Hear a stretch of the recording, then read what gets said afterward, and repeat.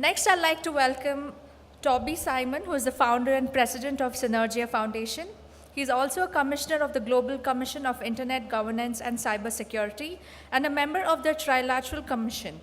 He's a graduate of the Harvard Business School and a research associate at the Massachusetts Institute of Technology and has over 2 decades of experience in supply chain and cybersecurity. A very warm welcome to you, sir.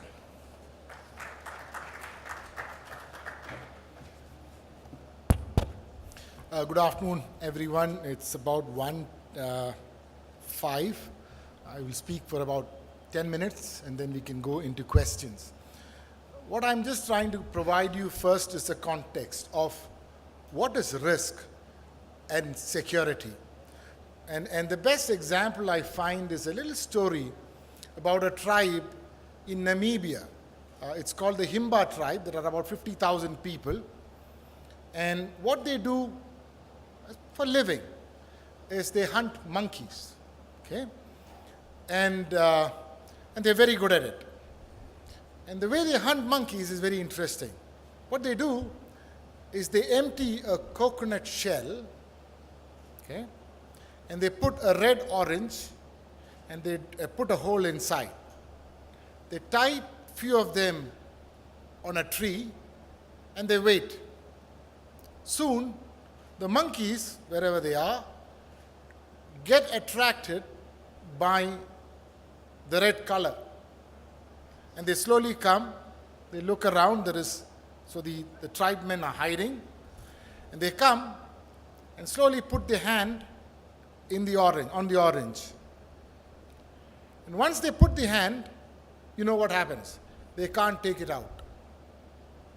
And they don't know that they have to release it if they have to pull the hand out. So what happens is that hand is there and they are stuck. The hunters wait for 6-7 hours, tire them, and slowly go and do what they do best. So if you look at cybersecurity or any sort of vulnerability, it is a fact that it is an inherent human characteristics that we go and put our hand somewhere, though we know it could be a danger. I mean, I can give you many examples, but I am not going there. Since we do both supply chain and cybersecurity, so this is what I started at MIT many years ago. We started working on supply chain security and then chanced upon cybersecurity. We called it differently that time, digital security, in about 2007, okay, long before this became very common. So I'll just list 4 challenges in supply chain security. So for supply chains in the aerospace and defense industry, keeping pace with the original manufacturers who are dramatically increasing production rates is a very compelling problem. The global defense industry is also having a big challenge. This is the context, including how to grow profitably or face a market decline, and how to cut your cost of production. So always the pressure is, how do I stay alive in business? Okay, because this is the biggest challenge. So successful defense companies have already expected defense cuts, and they're keeping on trying to prune here and there. And here comes the vulnerability. And the 4 supply chain vulnerabilities, number 1 is, you're only good as your worst supplier. Okay, point number 1. Number 2, because we are more and more networked, the biggest challenge is that we have limitations to data sharing. And the more we share data, the bigger the threat of cybersecurity. Today, global supply chains rely on rapid and robust dissemination of data among supply chain partners. And here is where the breach is. It often occurs in areas where we don't think. It's either from a sub-supplier or a sub-vendor, which Mr. Das had mentioned. And the third thing is the traceability, which again Mr. Das has alluded to.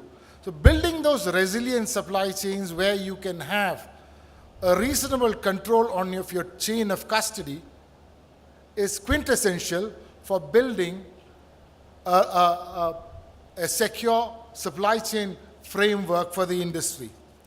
Let me also now share about 4 threats in the era of cybersecurity. Now, I just forgot one.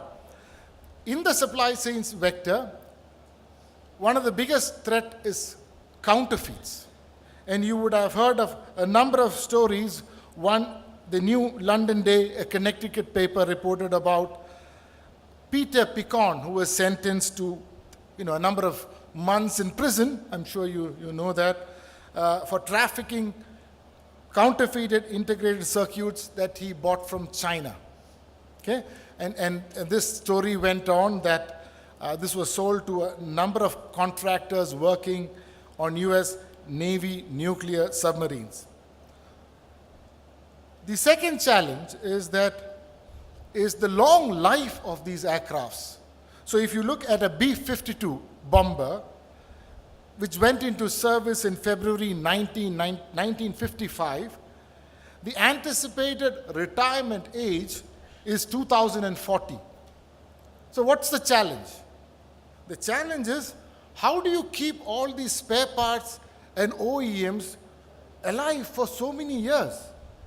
So what happens is, over a period of time, these OEMs slowly, they do not have an economic incentive because they have gravitated into new business, and other sub-suppliers come who do not know the necessity for building the security parameter even before starting production. Okay? So counterfeiting, there are plenty about routers sold by some companies we know, made in China, went into the NATO headquarters in Spangdam, Germany. So you have plenty of sources, and it's so difficult to verify this.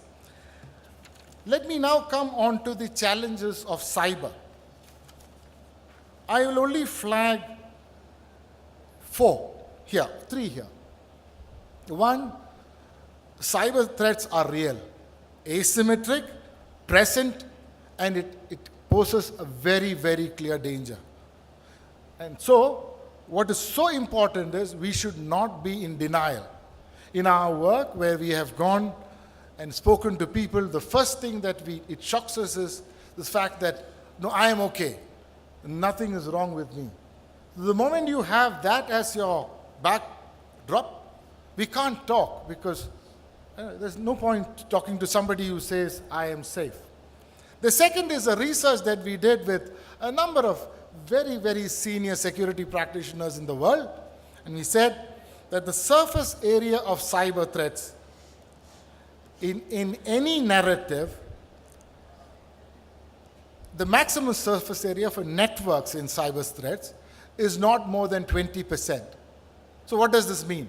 It means that even if you are able to protect your networks theoretically 100%, you are still vulnerable by 80%, which means I do not have to come to your network. Now, this is shocking. So here is the other question. If 80% of your cyber threats are going to be outside networks, okay, which is human intelligence, you can 10 ways to get inside a system. Okay? If that is so, who is manning your fort? Okay? The biggest issue is if it is going to be an IT manager who is going to manage your cyber defense, maybe, because if you see, look at the word, it is not cyber technology, it is cyber security. So how many security practitioners are involved in cyber security? You must know security, you must think security, and you must know security before you try to protect any asset, physical or digital. And then we also conclude by saying that today, if you really want to protect networks, whether it's for aircraft or elsewhere, you have to combine the three. One is your physical part. because I can come into your company physically. 2, there must be digital. And overarching is intelligence. Because there is it does less good that you react by putting perimeter fences and try to protect it after you are attacked. So the best way is to see you have tactical information, human intelligence, whatever you call it, deep web, dark web. You are scanning, knowing who your adversary is, who's likely to come in, so you should know who your adversary is, mapping it well so that you have a better chance of protecting your network before somebody comes inside your house. So I will just conclude with these 3 and 3, and thank you very much, and if there are more questions, we are happy to take.